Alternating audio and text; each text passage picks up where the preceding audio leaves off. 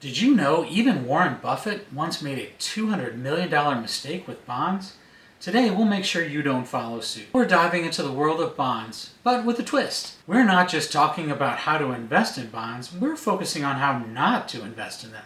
That's right, we're covering the 12 most common investing mistakes that could cost you big time.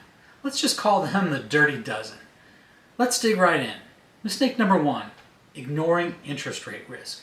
Let's kick things off with a biggie. Many new investors don't realize that when interest rates go up, bond prices go down. It's like a seesaw. When one end goes up, the other goes down. If your intention isn't to hold a bond until maturity, have a general sense of the direction of interest rates before you buy. Are they going to be going up or down in the near future? If you suddenly find yourself needing to sell and you miss the tone of the interest rate environment, this could be a costly mistake. Mistake number 2, chasing yield without considering risk. I get it, high yields are tempting, but remember, if it sounds too good to be true, it probably is. High yield bonds, also known as junk bonds, come with higher default risk and can have a lot more liquidity risk. It's like choosing between a steady job and a lottery ticket. Sure, that lottery ticket may pay big, but it's far riskier. Mistake number 3, neglecting to diversify. Don't put all your eggs in one basket. This applies to bonds just as much as stocks. Spread your investments across different types of bonds, different maturities and issuers. It's almost easier to diversify than to not. Think of it like a balanced diet for your portfolio. Mistake number 4, overlooking inflation risk. Inflation is like a sneaky thief, slowly eroding the purchasing power of your money. If your bond yields aren't keeping pace with inflation, you're losing money in real terms. Always consider the real yield, normal yield, minus the inflation rate. While this video is about avoiding mistakes, even the greatest investors can stumble when it comes to bonds. Take Warren Buffett, for example. In 2007, Buffett bought $2 billion worth of bonds from Energy Future Holdings Corp. Yes, Warren Buffett buys bonds. Buffett later admitted this was a big mistake. The company struggled with lower natural gas prices and couldn't meet the debt obligations.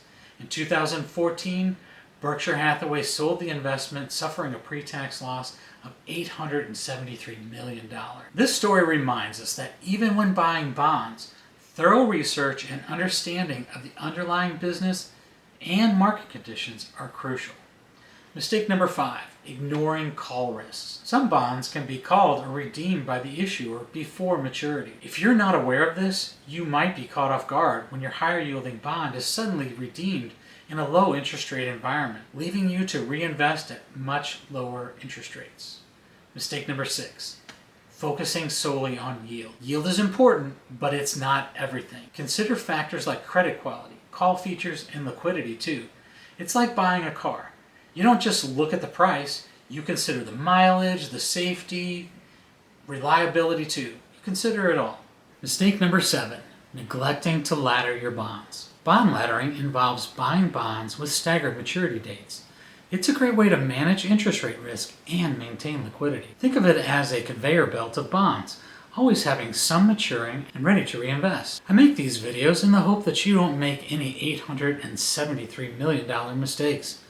That being said, I would really appreciate it if you'd subscribe to the channel. It wouldn't cost you anything, but would be worth more than $873 million to me. Mistake number 8, forgetting about tax implications. Depending on the type of bond and your tax bracket, some bonds might be more tax efficient for you than others. Municipal bonds, for example, are often tax exempt at the federal, state, and local levels. You could actually be missing out on a much higher total return by buying a municipal bond versus a corporate when you take taxes into account. Don't let Uncle Sam take a bigger bite out of your returns than necessary. Mistake number 9, trying to time the market. Just like with stocks, trying to time the bond market is a risky game. Instead of trying to predict interest rate movements, focus on your long-term investment goals. Sure, if you know the Federal Reserve is going to be raising interest rates over a prolonged period, take your time. But trying to buy the peak yield is a fool's errand and will lead to your money sitting on the sidelines waiting to get on the field and work for you. Mistake number 10, overlooking liquidity risk. Some bonds are easier to sell than others. If you might need to sell before maturity, Make sure you understand the liquidity of the bonds you're buying. This is particularly true of junk bonds. I can remember having to wait weeks or months before we could find someone who would bid on some obscure junk municipal bond. And you can be sure when that bid finally did come in, it was not good. It's like the difference between selling a house and selling a car. One is generally much quicker and easier than the other. Mistake number 11, neglecting to review and rebalance. Your bond portfolio isn't a set it and forget it investment. Regularly review and rebalance to ensure it still aligns with your goals and your risk tolerance. Most importantly, monitor the credit ratings of the bonds you do own. And if those ratings get below a threshold where you're comfortable, it's time to move on to another, safer bond. Mistake 12, failing to understand the risks associated with bond funds and bond ETFs. Bond funds and bond ETFs can be a quick way to invest in bonds, but they behave very differently from individual bonds. Unlike individual bonds, bond funds don't have a maturity date, so your principal is not guaranteed, nor are your interest payments. If you're willing to take that kind of risk associated with investments like these, put it in an index fund. In the long run, you'll be much better off. After 30 plus years in the bond market, here's my top piece of advice.